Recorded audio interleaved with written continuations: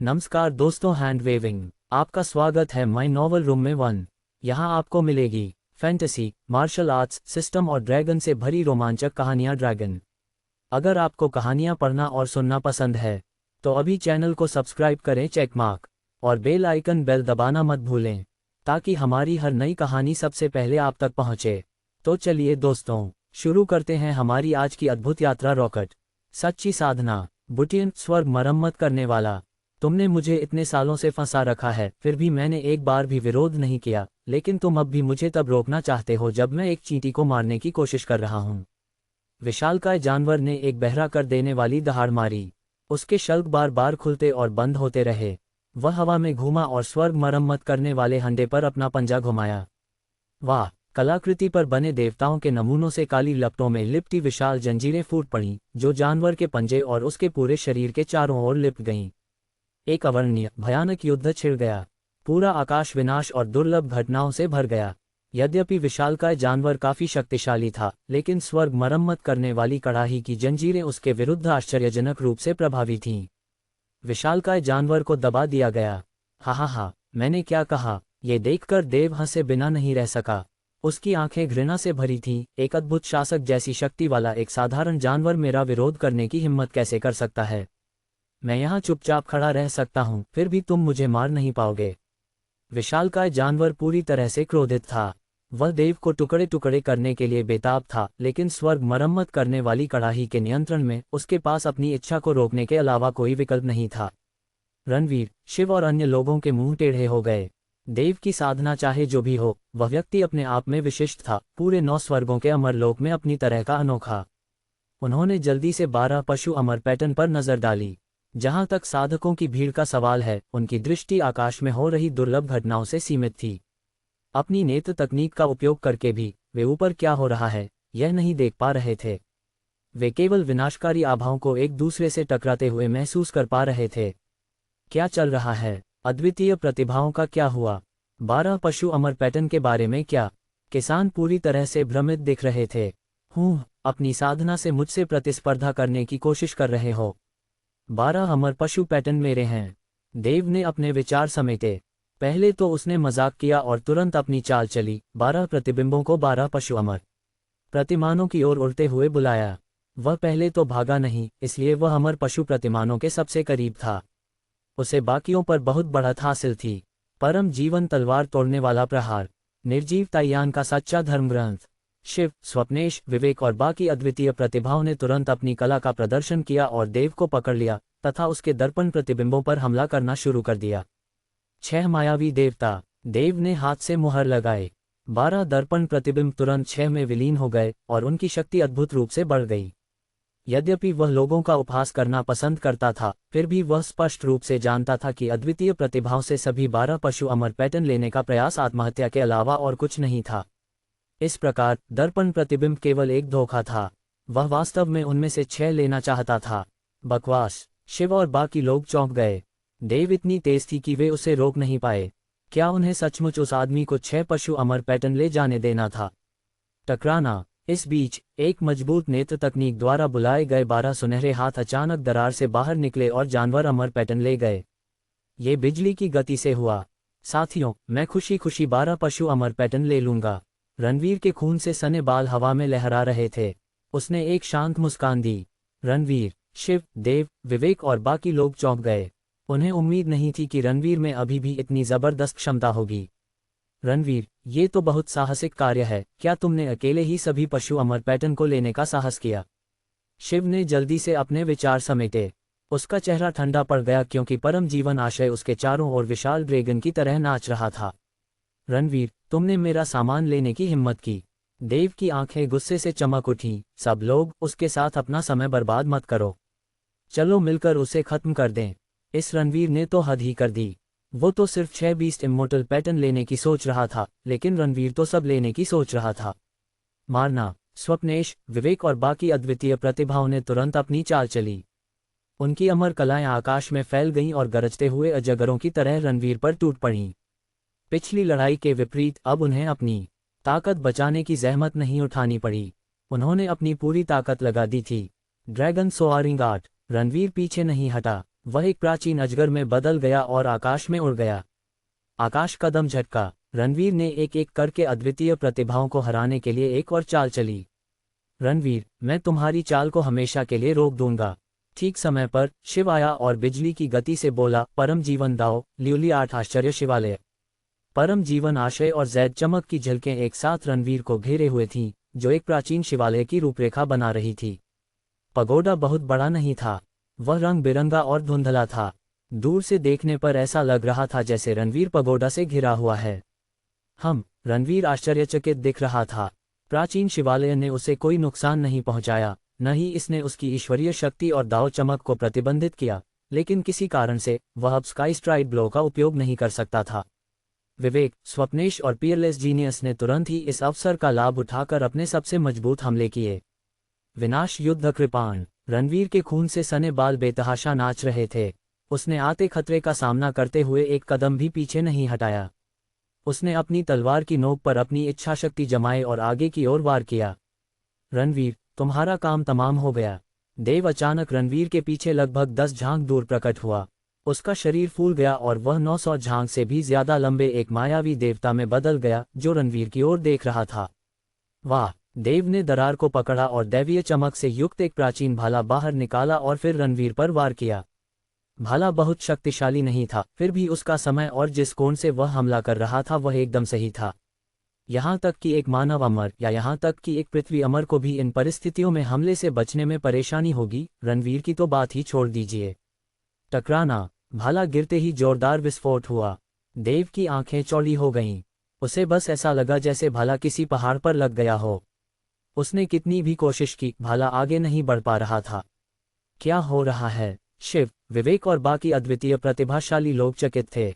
रणवीर ने न तो कोई कलाकृति सक्रिय की थी, न ही उसने कुछ किया था, तो फिर उसने उसे कैसे रोका? मैं खत्म हो गया। रणवीर मुस्कुराया। उसके शरीर से 2 जबरदस्त इरादे फूट पड़े और आसपास फैल गए। लड़ाई तो अभी शुरू ही हुई थी। आकाश ताइहुआन के सच्चे शास्त्र, परम जीवन दाव तलाश शास्त्र सक्रिय करें। दाव ड्रैगन द्वारा उन्नत। क्या हो रहा है? क्या उसने दाव प्राप्ति की 2 अलग अलग कलाओं का अभ्यास किया था? शिव, देव, विवेक और बाकी अद्वितीय प्रतिभाशाली लोग आश्चर्यचकित थे। हर कोई जानता था कि सर्वोच्च ताओवाद गुटों ने अपनी ताओ कलाओं में कुछ सुरक्षा उपाय रखे थे ताकि अन्य लोग उन्हें सीख न सकें। सबसे महत्वपूर्ण बात यह है कि अमन के अनुसार रणवीर द्वितीयक निचले क्षेत्र का एक साधक था और अभी तक किसी गुट में शामिल नहीं हुआ था।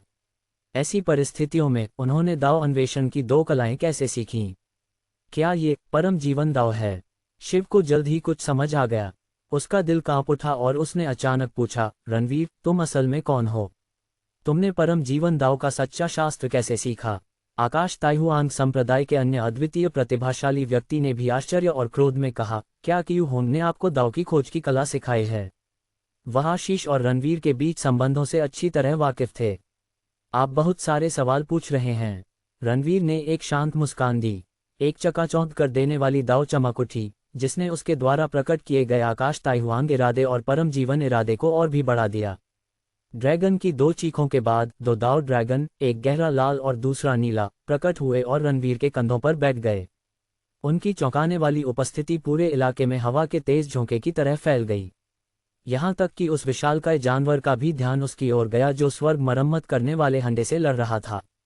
सभी दिशाओं में वीरानी, परम जीवन कृपाण कला। रणवीर ने रौबदार हमला किया। एक अर्धचंद्राकार तलवार आसमान में उड़ी। उसने अमर कलाओं को चीर डाला और साधकों के समूह पर वार किया। दाव तलाश की कला एक प्रकार की मार्शल आर्ट थी, लेकिन अमर कलाओं के विपरीत केवल वे ही लोग जो कला के दाव इरादे को परिष्कृत करने के लिए इन कलाओं में महारत हासिल कर चुके थे, उन्हें शक्तिशाली हमलों में बदल सकते थे।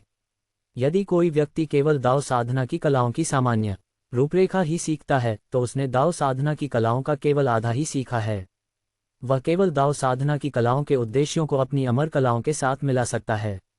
उदाहरण के लिए, रणवीर ने अपने हमले को मजबूत करने के लिए अल्टीमेट लाइफ इंटेंट को स्काई डिसोलेटिंग सेबर आर्ट के साथ मिला दिया था।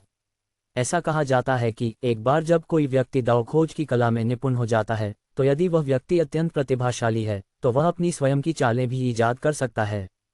परम दाव पूर्वज। शिव ने तुरंत प्रतिक्रिया दी। उसने एक निषिद्ध कला का प्रदर्शन किया और हवा में एक शानदार आकृति बनाते हुए प्रबल परम जीवन आशय का प्रदर्शन किया। भले ही उसे कला का उपयोग करने के लिए एक बड़ी कीमत चुकानी पड़ी, लेकिन उसके और रणवीर के बीच लड़ाई अब सिर्फ जानवर अमर पैटर्न को सुरक्षित करने के लिए नहीं थी, ये चरम जीवित द्वार के लिए थी। रणवीर ने फिर से अपनी चाल चली। वह किसी प्रेत की तरह प्रकट हुआ और आगे की ओर मुक्का मारा। टकराना। ये भव्य आकृति अपनी शक्ति प्रकट करने से पहले ही टुकड़ों में बिखर गई। शिव की छाती जोरदार प्रहार से फट गई और उसके मुंह से खून निकल आया। वह उछलकर दूर जा गिरा और टूटी हुई दरार में जा गिरा। निषेध संप्रदाय ने रणवीर की शक्ति को लगभग दोगुना कर दिया था। इसके अलावा दाव साधना की 2 कलाओं ने उसकी शक्ति को और भी बढ़ा दिया था। अतिशयोक्ति के बिना रणवीर आसानी से एक प्रथम स्तर मानव अमर अद्वितीय प्रतिभा को कुचल सकता है। परम जीवन विनाश मोहर। रणवीर यही नहीं रुके, उन्होंने अपना हाथ हिलाकर 5 विनाशकारी काले काले हाथों की मुहरें बुलाईं ताकि 5 अद्वितीय प्रतिभाओं को निशाना बनाया जा सके। 5 अद्वितीय प्रतिभाओं को तुरंत गंभीर चोटें आईं। वे दर्द से कराह उठे क्योंकि उनकी आभाएं बहुत कमजोर हो गईं। रणवीर ने अपनी उंगली हिलाई और स्वामीहीन स्वर्ग पैटर्न सक्रिय हो गया। 5 साधकों ने उसका विरोध करने की कोशिश की, फिर भी वे उसमें फंस गए। रणवीर, मैं विवेक तुम्हें बता रहा हूं, भले ही तुमने 2 सीखे हों। विवेक ने अपने विचार समेटे। उसने दहाड़ लगाए और स्वप्नेश, किंग युवानजी, लाठी और बाकी अद्वितीय प्रतिभाओं के साथ मिलकर रणवीर पर हमला कर दिया। दाव की खोज की 2 कलाएं वास्तव में उनके लिए एक बड़ा झटका थीं, फिर भी वे इतनी आसानी से हार मानने वाले नहीं थे। मौन। रणवीर ने अपनी कृपाण घुमाकर विवेक और अन्य लोगों पर जोरदार हमले किए। कृपाण के हमले उनके चारों ओर फैल गए। सभी अंतरिक्ष घातक झटका। ये कला पूरी तरह से अप्रत्याशित थी। विवेक और बाकी लोगों ने चाहे कितनी भी तेजी से प्रतिक्रिया क्यों न की हो, वे हमले से घायल हो ही गए। सांस लेने से पहले ही उनके ऊपर एक भयानक आकृति उभर आई। 5 लोगों के समूह को पैटर्न में खींचा गया। आकाश ताइहुआंग युद्ध मुट्ठी। रणवीर एक झटके के साथ शिव के ऊपर प्रकट हुए। जैसे ही उस आदमी ने अमर कला का प्रदर्शन किया, उन्होंने अपनी मुट्ठी फेंक दी। चारों ओर की दरार जबरदस्त मुट्ठी के हमले से चकनाचूर हो गई। हालांकि शिव स्वर्ग और पृथ्वी के 7 कुलीनों में से एक था जिसके पास ढेरों रहस्य थे, फिर भी 2 बार मुट्ठी के वार के बाद वह खून से लथपथ हो गया। उसकी आभा नाटकीय रूप से कम हो गई। रणवीर ने तुरंत उसे अवशोषित करने के लिए स्वामीहीन स्वर्गीय प्रतिरूप को बुलाया। वह देव और अन्य 2 अद्वितीय प्रतिभाओं की ओर मुड़ा। हे रणवीर, तुम इतना घमंडी होने का साहस कर रही हो जबकि तुमने सिर्फ 2 कलाओं का अभ्यास किया है। मुझे तुम्हें ये बताने में कोई आपत्ति नहीं होगी कि मैंने 10,000 माया संग्रह में महारत हासिल कर ली है। मैं तुम्हें आसानी से हरा सकता हूँ। देव और दोनों अद्वितीय प्रतिभावानों के रोंगटे खड़े हो गए, मानो उनकी रीढ़ में एक ठंडी सी सिहरन दौड़ गई हो। लेकिन उस आदमी की पुरानी आदत फिर से जाग उठी। उसने अनजाने में ही तिरस्कार भरे शब्द कह दिए। रणवीर के होंठ मुड़ गए। वह आसमान में उठा और उन पर हजारों मुक्के बरसाए। उन्हें बाहर निकालने के लिए उसे केवल 3 भूसे की जरूरत थी, लेकिन वह आदमी उसे बहुत परेशान करने वाला लगा। हालांकि वह जानता था कि उस आदमी का ऐसा इरादा नहीं था। भाड़ में जाओ रणवीर, भाड़ में जाओ तुम। देव का चेहरा पीला पड़ गया। उसने तुरंत 10,000 मायावी संग्रह सक्रिय कर दिया। उसके बगल में खड़े 2 अद्वितीय प्रतिभाशाली लोगों को खून की उल्टी होने लगी। वे उस बेवकूफ के जाल में पूरी तरह फंस चुके थे। शिव शेनलियांग का श्राप शीघ्र ही पीड़ा की चीखों में बदल गया, क्योंकि वह स्वर्ग मरम्मत करने वाले कढ़ाई की ओर उड़ रहा था, इससे पहले कि उसे मालिकहीन स्वर्ग पैटर्न द्वारा पुनः प्राप्त किया जाता। वह विशाल जानवर जो स्वर्ग मरम्मत करने वाले कढ़ाई से लड़ रहा था, बहुत प्रसन्न लग रहा था। चकित रणवीर की आभा थोड़ी शांत हो गई। केवल 100 सांसों में उसने शिव और बाकी लोगों को मालिकहीन स्वर्ग पैटर्न में खींच लिया था। जिन लोगों का उसने पहले अपहरण किया था, उन्हें मिलाकर मालिकहीन स्वर्ग पैटर्न में वर्तमान में 38 अद्वितीय प्रतिभाएं थीं। ये रैंकिंग में मौजूद अद्वितीय प्रतिभाओं का आधा हिस्सा था। स्वर्ग मरम्मत करने वाली कड़ाही, मैं जानती हूं कि तुम बुद्धिमान हो। तुमने मेरी ताकत देखी है। मेरे सामने कोई टिक नहीं सकता। मैंने 130 पितरी तावीज़ भी इकट्ठा किए हैं। क्या तुम मुझे तुरंत तुम्हें परिष्कृत करने दोगी? रणवीर ने पूछा। नियमों के अनुसार रणवीर को सबसे मजबूत गुट माने जाने के लिए 1 घंटे तक 100 पैट्रियार्क तावीज़ों को अपने पास रखना होगा, लेकिन रणवीर संभव हो तो समय बर्बाद नहीं करना चाहती थी। मुझे लगता है कि अगर यह बच्चा है तो ये ठीक है। विशालकाय जानवर ने कुछ देर तक रणवीर का निरीक्षण किया और कहा। जैसे ही उसने स्वर्ग मरम्मत करने वाले कड़ाई से लड़ना बंद किया, उसकी आभा भी कम हो गई। भिन्न विशाल स्वर्ग मरम्मत करने वाला हंडा थोड़ा कांप उठा, मानो वह अपनी सहमति व्यक्त करने की कोशिश कर रहा हो।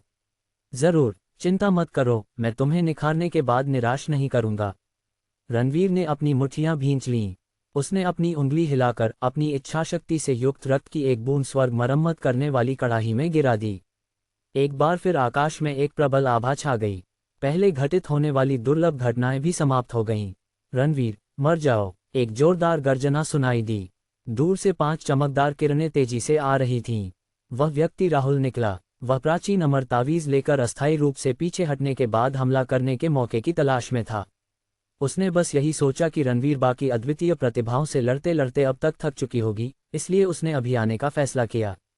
रणवीर चाहे कितनी भी ताकतवर क्यों न हो, उसके पास उन्हें रोकने का कोई मौका नहीं था। हालांकि राहुल और उसके साथियों के अलावा एक और व्यक्ति जो वहां आया था, वह भी खास था। न सिर्फ उसका आभामंडल जबरदस्त था, बल्कि वह बेहद खूबसूरत भी था और उसकी त्वचा भी बिल्कुल गोरी थी, बिल्कुल औरतों जैसी। वह आदमी कोई और नहीं बल्कि सागर था, जो अमन की अमर आरोहण रैंकिंग में दूसरे स्थान पर था। वह आदमी शुरू से ही अंधेरे में छिपा हुआ था। वापसी के रास्ते में राहुल की उससे अचानक मुलाकात हो गई, इसलिए दोनों ने मिलकर काम करने का फैसला किया। हम, शिव और बाकी लोग कहाँ हैं?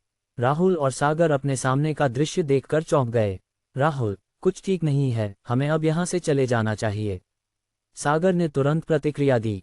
उसने बिना किसी हिचकिचाहट के तुरंत एक मजबूत भागने की कला का प्रदर्शन किया। जाने की कोशिश कर रहे हो? अब बहुत देर हो चुकी है। रणवीर ने अपनी आभा फिर से फैलाई और एक पल में ही समूह के सामने आ गया। वह इस बात से मोहित था कि उन्होंने आने का फैसला कर लिया था। उसने 30 से ज्यादा अद्वितीय प्रतिभाओं को, जिनके पास कोई स्वामी नहीं था, स्वर्ग प्रतिरूप से अपहरण कर लिया था। फिर भी उसके पास स्वर्ग ब्रह्मकारी पूर्वज संप्रदाय और पुनर्जन्म संप्रदाय के शिष्यों की कमी थी। पुनर्जन्म कब्र? सागर ने बहुत जल्दी प्रतिक्रिया दी। उसने एक हाथ की मुहर मंगवाई और एक विशाल प्राचीन मकबरा बनाने के इरादे से दाव की झलक दिखाई। लोग मरते और कब्र में पुनर्जीवित होते रहते थे। यह एक अंतहीन चक्र था। रणवीर ने तुरंत आगे वार किया। तलवार की भयानक धार ने प्राचीन मकबरे को टुकड़े टुकड़े कर दिया। बची हुई शक्ति साधकों पर पड़ी और उन्हें गिराकर उड़ गई। आपकी साधना? सीआई राहुल, सागर और अन्य लोग आश्चर्यचकित थे। सागर, खासकर, बिल्कुल दंग रह गया। पुनर्जन्म समाधि, ताओ साधना की वह कला थी जिसका उसने अभ्यास किया था। ये पुनर्जन्म पांडुलिपि की पुनर्जन्म इच्छा और पुनर्जन्म संप्रदाय की एक निषिद्ध कला का मिश्रण था। अब तक, यहाँ तक कि प्रथम स्तर के मानव अमर ने भी एक साधारण हमले से उसके पुनर्जन्म मकबरे को नहीं तोड़ा था। स्वर्ग देव क्षेत्र में एक अद्वितीय प्रतिभा की तो बात ही छोड़ दीजिए। ये बिल्कुल स्पष्ट था कि रणवीर अभी तक अमर नहीं हुआ था। ये कैसे संभव था कि रणवीर के पास इतनी भयानक साधना हो? उन्हें एक बात का एहसास भी हुआ, शिव और बाकी सब गायब हो गए थे। क्या इसका मतलब ये था कि रणवीर ने उन सबको मार डाला था? विनाश का क्षेत्र, आकाश का राज्य। रणवीर ने हाथ से मुहर लगाए और चारों ओर काली रोशनी की किरणें फैला दीं। इस रोशनी ने साधकों को ढांक लिया और एक प्राचीन, मायावी साम्राज्य प्रकट हुआ और उन्हें दबा दिया। पीड़ा भरी चीखें सुनाई दीं। रणवीर ने अपनी उंगली हिलाई और बेजोड़ प्रतिभाओं का अपहरण करने के लिए एक बार फिर से मालिकहीन स्वर्ग पैटर्न को बुलाया। उसने कुल मिलाकर 43 अद्वितीय प्रतिभाओं का अपहरण किया था। रणवीर स्वर्ग मरम्मत करने वाली कड़ाही को परिष्कृत करने के लिए एक झिलमिलाहट के साथ वापस लौट आया। इस बीच, आकाश को भरने वाली दुर्लभ घटनाएं पूरी तरह से गायब हो गईं। हजारों किसानों ने तुरंत अपनी निगाहें ऊपर उठा लीं। 12 पशु अमर पैटर्न गायब हो गए हैं। देखो, रणवीर स्वर्ग मरम्मत करने वाली कड़ाही को परिष्कृत कर रही है। क्या? स्वर्ग मरम्मत करने वाली कड़ाही का शोधन? आखिर हुआ क्या? इस दुर्लभ घटना को घटे हुए अभी 1 घंटा भी नहीं हुआ है। अब वह स्वर्ग मरम्मत करने वाली कड़ाही का शोधन कैसे कर रहा है? रुको रुको, शिव, देव और बाकी सभी गायब हो गए हैं। किसान बहुत आश्चर्यचकित हुए, उन्हें अपनी आंखों पर विश्वास नहीं हो रहा था। उन्हें तुरंत ही एहसास हो गया कि क्या हुआ था। ये संभव है कि शिव, देव और बाकी अद्वितीय प्रतिभाओं को रणवीर ने अपहरण कर लिया था, ठीक उसी तरह जैसे उसने अन्य अद्वितीय प्रतिभाओं के साथ किया था। अन्यथा वे हवा में क्यों गायब हो जाते? रणवीर स्वर्ग मरम्मत करने वाले कड़ाई को पहले से ही परिष्कृत करने में कैसे सक्षम था? हालांकि सच्चाई जानने के बाद वे और भी अधिक हैरान हो गए। युद्ध की शुरुआत से लेकर अब तक रणवीर ने कम से कम 30 से अधिक अद्वितीय प्रतिभाओं को हराया था, जिनमें वे भी शामिल थे जो अमर आरोही रैंकिंग में शीर्ष 15वें स्थान पर थे। ऐसा कारनामा करने के लिए उसे कितना मजबूत और सक्षम होना होगा? बकवास! क्या अब तुम गंभीर हो? बिलाल, जो अपने उत्थान के अंतिम चरण में था, वह गालियां देने लगा। टकराना। यान की दुनिया में एक बहरा कर देने वाला विस्फोट हुआ। स्वर्ग मरम्मत करने वाली कड़ाही से निकली सुनहरी रोशनी की किरणें मानो ड्रैगन की तरह आसमान में उड़ रही थीं। ये रोशनी रणवीर के शरीर में प्रवेश कर गई। भीड़ के कानों में भी एक दबंग आवाज गूंजी। 100 संप्रदायों की लड़ाई समाप्त हो गई है। गिरता हुआ भोर संप्रदाय सबसे शक्तिशाली गुट है। इसके बाद रणवीर के शरीर से एक शानदार आभा फूट पड़ी। उसके पीछे उज्ज्वल अमर किरणें टिमटिमा रही थीं। 2 लाख ली के भीतर का आकाश तुरंत ही काला हो गया। बादलों के बीच बिजली चमकने लगी। युद्ध दाव अमर पांडुलिपि। रणवीर, ऊपर चढ़ना शुरू कर दिया है। किसान बुदबुदाए। आरोहण प्रत्येक साधक के लिए महत्वपूर्ण था, विशेष रूप से अद्वितीय प्रतिभाओं के लिए। जो लोग आरोहण में असफल रहे, उन्हें अगले अमर आरोहण युद्ध की प्रतीक्षा में कुछ दशक बर्बाद करने पड़े। इस प्रकार अन्य लोग निश्चित रूप से उन्हें बहुत पीछे छोड़ देंगे। इस प्रकार शिव और अन्य लोग, जिन्हें रणवीर ने अपहृत किया था, की स्थिति उनके गुटों में तेजी से गिर जाएगी। कौन सोच सकता है कि स्वर्ग मरम्मत करने वाली कड़ाही की पृष्ठभूमि इतनी आश्चर्यजनक है। रणवीर को बहुत गहरा सदमा लगा। स्वर्ग मरम्मत करने वाली कड़ाही को परिष्कृत करने के बाद उसने कुछ चीजें सीखी थीं। ये कभी 9 स्वर्गों के सर्वोच्च देवता की सबसे शक्तिशाली कलाकृति थी, एक शीर्ष दाव हथियार। जिस विशालकाय जानवर को उसने सील कर रखा था उसे अमर हत्यारा जानवर कहा जाता था, जो कि अर्ध परम अस्तित्व था। हालांकि एक बड़ी आपदा के बाद 9 स्वर्गों का सर्वोच्च पतन हो गया। स्वर्ग मरम्मत करने वाली कड़ाही भी बुरी तरह क्षतिग्रस्त हो गई और यान की दुनिया में जा गिरी। ऐसा कहा जा रहा है कि रणवीर ने स्वर्ग मरम्मत करने वाली कड़ाही के बाकी रहस्यों और उपयोगों को नहीं सीखा था। उनकी पहली प्राथमिकता अमर बनकर स्वर्गारोहण करना था। अब उन सभी को परिष्कृत करने का समय आ गया है। रणवीर ने अपनी सुमेरु अंगूठी से 20 से अधिक उत्तराधिकार निकाले, जिनमें से प्रत्येक ने एक चौंकाने वाला अमर इरादा उत्सर्जित किया। रणवीर ने अपनी उंगली हिलाई और अपने सामने रखी चीजों में आग लगा दी और उन्हें परिष्कृत किया। उसके पीछे अमर चमक तेजी से बढ़ रही थी। तूफानी बादल भी 3 लाख ली के क्षेत्र में फैल गया। अभी अंत नहीं हुआ था। बादलों के बीच सुनहरे प्रकाश से बनी 10,000 ली से अधिक की एक प्राचीन आकृति धुंधली सी दिखाई दे रही थी। किसान सिहर उठे। उन्हें तुरंत एक जबरदस्त दबाव का एहसास हुआ, मानो कोई बड़ा पत्थर उनके दिमाग पर दबा हुआ हो। बिलाल ने जो संकट उत्पन्न किया था, वह उनके पहले के संकट की तुलना में कुछ भी नहीं था। क्या यह अमर पैटर्न क्लेश है? कई ज्ञानी साधक अपने विचार एकत्रित करते हुए आश्चर्यचकित हो गए। अमर प्रतिरूप क्लेश प्राचीन काल से एक प्रकार का क्लेश था। अद्वितीय प्रतिभाएं भी इसे शुरू नहीं कर पाती थीं। हालांकि जब भी ये प्रकट होता था, इसका केवल एक ही अर्थ होता था। क्लेश पर विजय पाने वाला व्यक्ति अपने स्तर के साधकों में अपराजय था। अमर जानवर पैटर्न। रणवीर ने 12 अमर पशु पैटर्न को बुलाया और उन्हें परिष्कृत करने के लिए उनमें से प्रत्येक में अपने रक्त की एक बूंद डाली। गर्जन। आकाश में जानवरों की 12 असाधारण दहाड़ें गूंज उठीं। 10,000 झांग से अधिक लंबा एक प्राचीन अजगर, खून से लथपथ एक सिंदूरी पक्षी जिसकी आभा अत्यधिक जानलेवा थी, दाव और ऊन से ढका एक नीला बैल और एक प्राचीन उपस्थिति, तथा कई अन्य भ्रामक आकृतियां प्रकट हुईं और रणवीर के शरीर में प्रवेश कर गईं। रणवीर की सेना तुरंत ही उल्लेखनीय स्तर पर पहुंच गई। एक दुर्जय दाव इरादे के साथ दाव चमक की किरण अचानक उज्ज्वल हो गई, मानो कि उसे अभी अभी सफलता मिली हो। पूरे स्थान में भी भारी परिवर्तन हुए। महान दाव द्वारा बुलाए गए अनगिनत प्राचीन अमर देवता समय के प्रकाश से बाहर आए। वे गाते हुए वाद्य यंत्र बजाने लगे, उनकी आवाजें यान की दुनिया में गूंज उठीं। तूफानी बादल और क्लेश को दर्शाने वाले अमर पैटर्न तेजी से एक प्राचीन पैटर्न में विलीन हो गए, जिसने लगभग 50,000 ली की दूरी तय की। उस ढांचे पर अनगिनत लाशें रखी थीं, जिससे कंकालों का एक अवर्णनीय पहाड़ बन गया था। उसके ऊपर एक शानदार सिंहासन खड़ा था। वह क्या था? न केवल साधक आश्चर्यचकित थे, बल्कि यांग जगत का प्राचीन अस्तित्व भी अचंभित था। उन्होंने ऐसा क्लेश कभी नहीं देखा था। तोड़ना। रणवीर ने जोरदार दहाड़ लगाए। उसके खून से सने बाल हवा में लहरा रहे थे। भीड़ की निगाहों के नीचे उसने अपनी मंशा पूरी तरह से पकड़ ली और उसे स्वर्ग विनाशक कृपाण के साथ मिलाकर एक कृपाण की चमक में बदल दिया, जो आकाश में उठकर उस पैटर्न पर वार कर रही थी। रहस्यमय पैटर्न टुकड़ों में टूट गया। हालांकि यह एक तरह का प्राचीन क्लेश था, लेकिन यह उस व्यक्ति के अस्तित्व को मिटाने के लिए नहीं आया जो क्लेश पर विजय पा रहा था। यह एक प्रतीक था जो दर्शाता था कि क्लेश पर विजय पाने वाला व्यक्ति किस प्रकार का था। टकराना। रणवीर में तुरंत ही अविश्वसनीय परिवर्तन हुए। उसके शरीर से एक प्रबल अमर आभा फूट पड़ी। उसका शरीर अमर शरीर में बदल गया, जबकि उसके शरीर में विद्यमान ईश्वरीय शक्ति अमर शक्ति में परिवर्तित हो गई। उनकी खेती में भी तेजी से सुधार हुआ। प्रथम स्तर मानव अमर क्षेत्र, तीसरी परत मानव अमर क्षेत्र, छठी परत मानव अमर क्षेत्र, नौवीं परत के मानव अमर क्षेत्र तक पहुंचने के बाद भी यह बढ़ता रहा। अमर स्वर्गारोहण युद्ध के आरंभ के बाद से रणवीर ने बहुत अधिक शक्ति एकत्रित कर ली थी। यही कारण था कि उसकी साधना में इतना आश्चर्यजनक सुधार हुआ। हालांकि जब प्रक्रिया समाप्त होने वाली थी, जब उसके शरीर में देव शक्ति का अंतिम कण अमर शक्ति में परिवर्तित होने वाला था, तो उसके शरीर में दिव्य युद्ध दावरून्स चमकने लगे।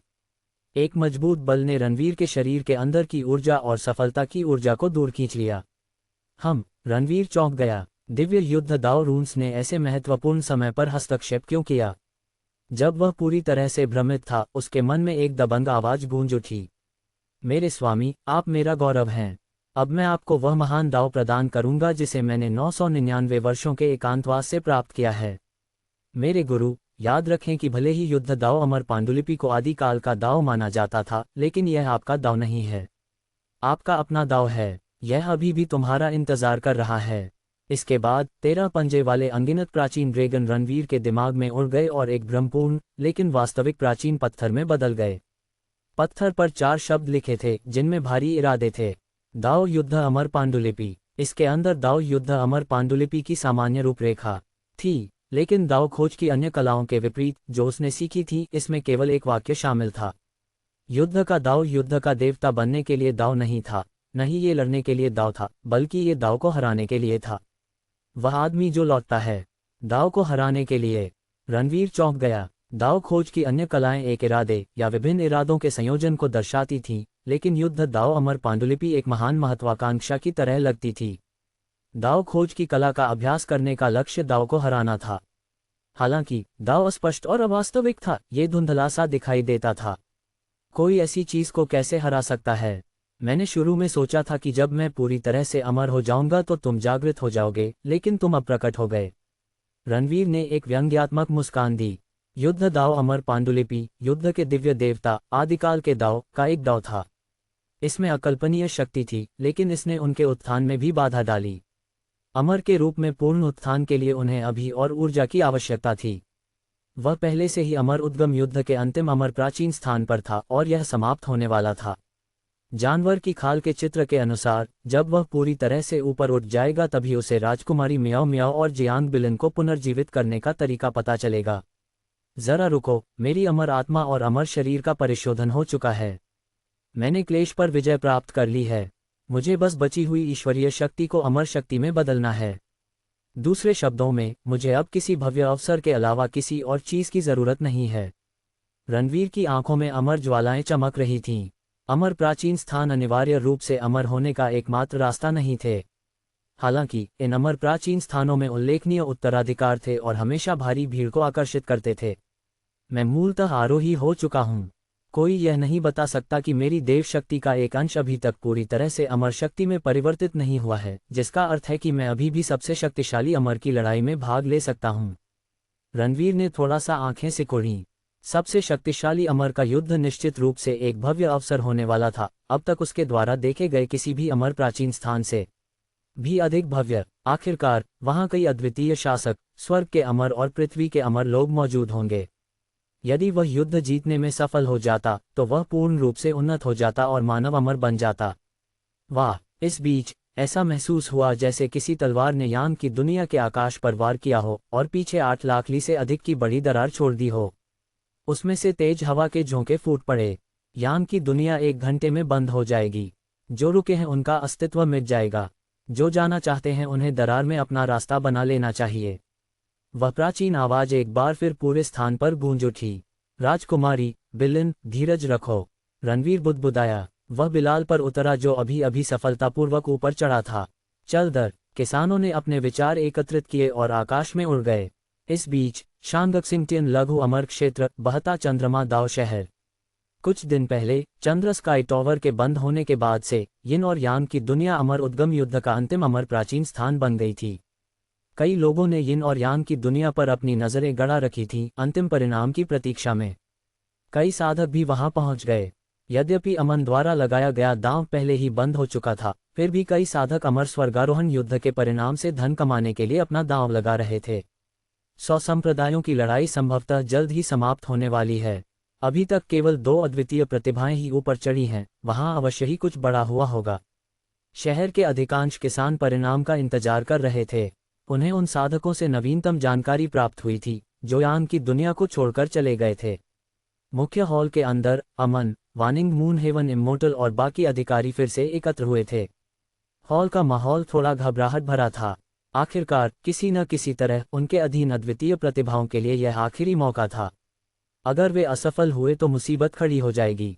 आशीष और रक्त नेत्र मानव अमर भी अपनी सांसें रोके हुए थे। केवल अमन ही हर समय एक हल्की सी मुस्कान पहने हुए दिखाई दे रहा था। वह 9 महलों के स्वर्ण अमर संप्रदाय के युवा गुरु थे।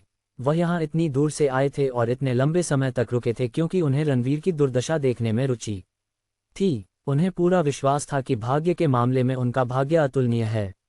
यिन और यांग की दुनिया का प्रवेश द्वार प्रकट हो गया है। 100 संप्रदायों का युद्ध समाप्त हो गया है। मुझे आश्चर्य है कि इस बार कौन ऊपर चढ़ा। हाँ, चिंता मत करो, शिव जिस पर हमने दांव लगाया है वह निश्चित रूप से उनमें से एक है। मैंने देव और विवेक पर दांव लगाया है। ये दोनों कोई खास कमाल नहीं दिखाते, लेकिन इन्हें भी आगे बढ़ने में कोई दिक्कत नहीं होगी। शहर के साधक चौंक गए।